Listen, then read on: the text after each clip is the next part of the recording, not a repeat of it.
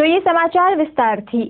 કચ્છના ઇતિહાસમાં સૌથી વધુ વખત એટલે કે સતત 4 વખત લોકસભામાં ચૂંટાઈને કચ્છનું પ્રતિનિધિત્વ કરનારા પૂર્વ સાંસદ શ્રી પુષ્પદાનભાઈ ગઢવી તેમની જીવન યાત્રાના 74 વર્ષ પૂર્ણ કરીને 13મી ડિસેમ્બરના રોજ 75મા વર્ષમાં પ્રવેશ કરવાના છે। ત્યારે તેમના શુભેચ્છકો અને મિત્રો વર્તુળ દ્વારા અમૃત મહોત્સવ ઉજવવાનું નક્કી કરાયું છે, જેની જાણકારી આપવા માટે આજે શ્રી પુષ્પદાન શંભુદાન ગઢવી અમૃત મહોત્સવ સમિતિ તથા ભારતીય જનતા પાર્ટી દ્વારા એક પત્રકાર પરિષદ યોજાઈ હતી, જેમાં શ્રી ઘનશ્યામભાઈ આર ઠક્કર, ભરતભાઈ સોની, નરેન્દ્રસિંહ જાડેજા, નરેન્દ્રભાઈ ઠક્કર વગેરે ઉપસ્થિત રહ્યા હતા। અમૃત મહોત્સવની ઉજવણી પ્રસંગે ભુજમાં ટાઉન હોલ ખાતે યોજાનાર મુખ્ય કાર્યક્રમમાં 100 કરતાં વધારે સંસ્થાઓ દ્વારા શ્રી ગઢવીનું સન્માન કરવામાં આવશે। તે ઉપરાંત શ્રી પુષ્પદાનભાઈ ગઢવીના પરિવાર દ્વારા ભુજની લાયન્સ હોસ્પિટલ ખાતે 75 દર્દીઓના ડાયાલિસિસનો ખર્ચ ઉઠાવવામાં આવશે। સવારના લાયન્સ હોસ્પિટલ ખાતે નિઃશુલ્ક નેત્ર નિદાન કેમ્પનું પણ આયોજન કરવામાં આવેલ છે।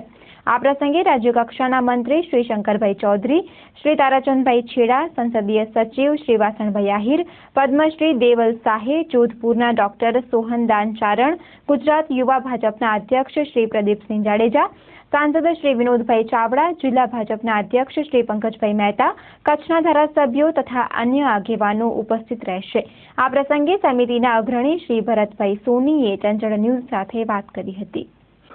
પુષ્પદાનભાઈને 74 વર્ષ પૂરા થઈ અને 75ના વર્ષમાં પ્રવેશ કરે છે, એટલે અમૃત મહોત્સવ સમિતિ અમે બનાવી છે। કચ્છની અનેક સંસ્થાઓ, અનેક લોકોએ અમને કીધું કે આવો મહત્વની સમય આવે છે ત્યારે પુષ્પદાનભાઈએ કચ્છ માટે ઘણું બધું કર્યું છે, અનેક સંસ્થાઓ માટે ઘણું બધું કર્યું છે, એટલે એનો કાંઈક કાર્યક્રમ થવું જોઈએ એના માટે થઈને આખી અમૃત મહોત્સવ સમિતિ અમે બનાવી અને સમિતિના માધ્યમથી અમે એનો 75મો જન્મદિવસ ઉજવવા આવતી 13 તારીખના કાલની પરમ દિવસ એની અંદર પ્રદેશ ભાજપના મહામંત્રી અને કચ્છના પ્રભારી મિનિસ્ટર શંકરભાઈ ચૌધરી સાહેબ પણ હાજર રહેવાના છે। પ્રદેશના યુવા મોરચાના પ્રમુખ ભાઈ શ્રી પ્રદીપસિંહજી હાજર રહેવાના છે। જયંતિભાઈ બારોટ કચ્છ ભાજપના મહુડી છે અને ચેરમેન છે ગુજરાત સરકારમાં, એ પણ હાજર રહેવાના છે। કચ્છી મંત્રી તારાચંદભાઈ, વાસણભાઈ, બધા જ ધારાસભ્યો, લગભગ અત્યારે 80 લોકોએ નામ અમારી પાસે લખાવ્યા છે, લગભગ 100 સંસ્થાઓ એમનું સન્માન તે દિવસે કરવાના છે। આ 75મા જન્મદિવસે વિવિધ આયોજન, દાખલા તરીકે લાયન્સ ક્લબ છે એનો કાર્યક્રમ કરવાની છે, પક્ષીઓ માટેનો કાર્યક્રમ છે તો એ સંસ્થા અલગથી કાર્યક્રમ કરવાની છે, કેટલાક આરોગ્યના કાર્યક્રમો થવાના છે, કેટલાક સફાઈઓના કાર્યક્રમ થવાના છે, એટલે આખો દિવસ કાર્યક્રમ હાલશે। પણ બપોરે 4 વાગે સન્માન સમારંભ રાખ્યો છે પુષ્પદાનભાઈનો, અને પુષ્પદાનભાઈને જેને સન્માન કરવાના છે એવી 100 સંસ્થાઓ પણ તેમાં હાજરી અને સન્માન કરશે। આ આખા કાર્યક્રમની અંદર કચ્છભરના ભારતીય જનતા પાર્ટીના કાર્યકર્તાઓ હાજર રહેશે બધા જ, કારણ કે આ એમનો અંગત કાર્યક્રમ છે એટલે એમાં બધી પાર્ટીના લોકો હાજર રહેશે, પણ પાર્ટીના બધા જ કાર્યકર્તાઓ એમાં હાજર રહેશે ને એની અંદર જે કાંઈ વક્તવ્યો થશે એમાંથી કાર્યકર્તાઓને શીખવાનું મળશે કે એના જીવનમાં શું ચડ ઉતર આવી તો પણ ક્યારે પાર્ટીને એને છોડી નથી, અંગત મિત્રોને છોડી દીધા, પાર્ટીને નથી છોડી। તે દિવસે અમે આખા એના જીવનમાં જે કાંઈ બનાવો બન્યા છે, જેટલા વિકાસના કામો કર્યા છે એના માટેની આખી ડોક્યુમેન્ટરી બનાવી છે, એ પણ તે દિવસે તમને અમે બતાવવાના છીએ। આ પ્રસંગે કચ્છ જિલ્લા ભારતીય જનતા પાર્ટીના મહામંત્રી શ્રી નરેન્દ્રસિંહ જાડેજા પણ ઉપસ્થિત રહ્યા હતા। પોતાના પ્રતિભાવ વ્યક્ત કરતા શ્રી જાડેજાએ જણાવ્યું હતું કે પુષ્પદાનભાઈની લાંબી કારકિર્દીનો માત્ર કચ્છ ભાજપ નહીં પણ સમગ્ર દેશ લાભ લઈ શકે છે। પોતાના કાર્યકાળમાં શ્રી ગઢવીએ કચ્છના વિકાસ માટે અનેક કાર્યો કર્યા છે અને કચ્છના વિકાસના માર્ગના તેઓ રાહબર સાથી રહ્યા છે, તેમ જણાવતા શ્રી જાડેજાએ ચંચળ ન્યૂઝ સાથે વાત કરી હતી।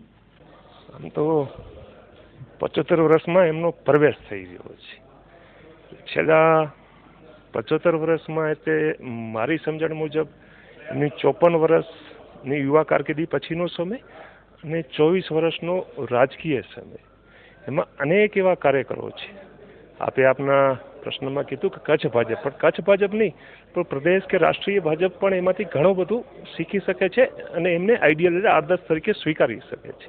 એમના જાહેર જીવનમાં અન્ય એક રાજકીય પક્ષના કાર્યકર તરીકે કરતાં એમને એક સમાજના અલગ અલગ વિભિન્ન ક્ષેત્રના અનેક કાર્યો એવા કર્યા છે કે જેમાં સમાજ એમની પાસેથી વધારે પડતી અને કદાચ હું ન માનતો તો ખૂબ જ અપેક્ષાઓ રાખી છે અને એ અપેક્ષાઓને એમને એક સામાન્ય કાર્યકર તરીકે પરિપૂર્ણ કરવાના પ્રયત્ન કર્યા છે. આ પુષ્પદાનભાઈના જીવનમાંથી એક નાના કાર્યકરે શીખવા માટેનું એક આ મહત્વની વાત છે.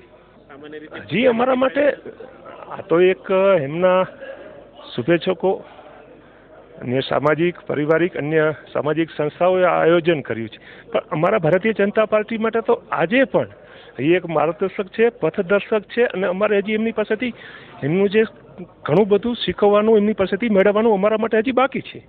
એટલે અમારે સતત એમની પાસેથી શીખવાના કચ્છ જિલ્લા ભારતીય જનતા પાર્ટીના દરેક કાર્યકરો એમની પાસેથી અપેક્ષા હજી રાખે જ છે.